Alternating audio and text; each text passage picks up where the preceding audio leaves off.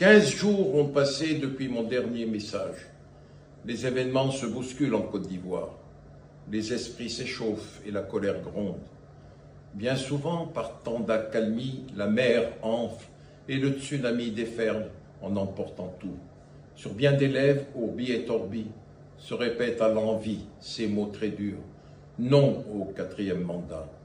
Je traîne comme une tunique de Nessus cette appellation 32 fois prononcée et écrite dans pratiquement toutes les gazettes africaines, françaises, pour ne pas dire internationales. Robert Bourgi, le dernier Mohican de la France-Afrique. Je me suis livré totalement et en toute sincérité dans mes mémoires, parus en novembre 2024. Je n'ai rien caché, j'ai tout dit, j'ai tout livré. C'est à ce titre que je m'exprime aujourd'hui. Oui, j'ai été pendant des décennies acteur et témoin des relations franco-africaines au niveau le plus élevé des États concernés, France, Afrique de l'Ouest et Afrique centrale. J'ai vu et vécu des événements marquants et exceptionnels de ces relations, mais hélas, j'en ai vécu de bien tristes et de bien condamnables. Aujourd'hui, la page est tournée et la France-Afrique, telle que je l'ai connue et pratiquée, se consume fort heureusement. Les peuples africains, la jeunesse africaine, lui livrent un combat acharné et permanent pour son extinction définitive. Depuis septembre 2011, je livre le même combat pour ne jamais le cesser tant que Dieu me prêtera vie. Ce combat, je le livre en total accord avec le tribunal de ma conscience. Ma vie m'appartient, ma conscience est mienne, et seul l'Éternel reste maître de mon devenir. Je suis un homme libre, je ne dépends de personne, je ne suis au service de personne, et ma parole est libre. Je laisse aux grincheux et aux esprits chagrins le loisir de la critique simple et absurde. Une période sombre et trouble agite et perturbe mes pensées depuis bien des années. Celle de la présidence de Laurent Gbagbo entre 2000 et 2011 et celle que vit la Côte d'Ivoire depuis quelques mois et à l'approche de l'élection présidentielle d'octobre 2025. Je m'adresse à toi, Laurent Gbagbo, mon frère et ami, mon cadet d'1 mois. Je ne sais pas s'ils sont nombreux, ceux qui savent quelle est la nature profonde et vraie de notre relation.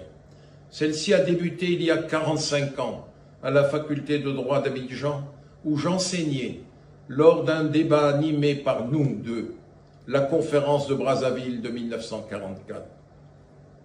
J'ai suivi avec attention et intérêt ton dernier discours du samedi 16 août à Yopougon.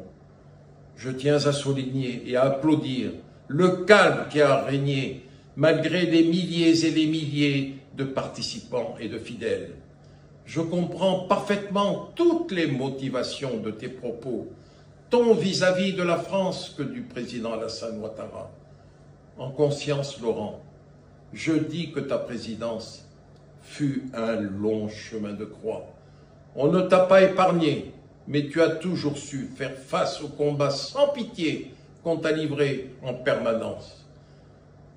Je souffrais en silence. Je ne pouvais rien dire, si ce n'est livrer ça et là des conseils. Je n'ai pas été écouté.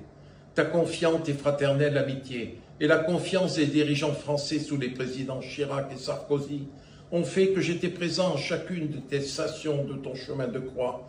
Nous nous reverrons bientôt, je l'espère, et nous nous rappellerons mon parcours à tes côtés, depuis la missive de soutien et d'amitié solidaire que je t'ai envoyée quand tu étais détenu à la prison de Yopougon en 1991, le vieux étant encore aux commandes, ainsi que ta touchante réponse à ma lettre que j'ai fait figurer dans mes mémoires, parues en septembre dernier. Ai-je besoin de te rassurer, Laurent? Les temps ont changé par la volonté des Africains, et des Africains seuls. Le temps des brimades, des offenses et des supplices est heureusement terminé. J'ai en mémoire le bombardement d'Abidjan en 2004 et la mort de dizaines et de dizaines de jeunes patriotes ivoiriens, des milliers de blessés. J'ai en tête les accords de Marcoussis et ton sinistre départ pour La Haye, dont tu es revenu innocenté après plusieurs années de détention. On a cru t'envoyer à Sainte-Hélène, comme Napoléon, mais toi, tu en es revenu, encore plus grand et plus populaire. Ce jour-là, j'ai pensé à la sortie inoubliable de Nelson Mandela de la prison de Robben Island, où il avait passé un quart de siècle. On sait quelle fut la suite pour Nelson Mandela. Les années ont passé, Laurent. Aujourd'hui, il te revient le mérite et le droit de voir juste pour tous les Ivoiriens. Tu dois montrer la route de la paix, de l'honneur, et tu la montres bien.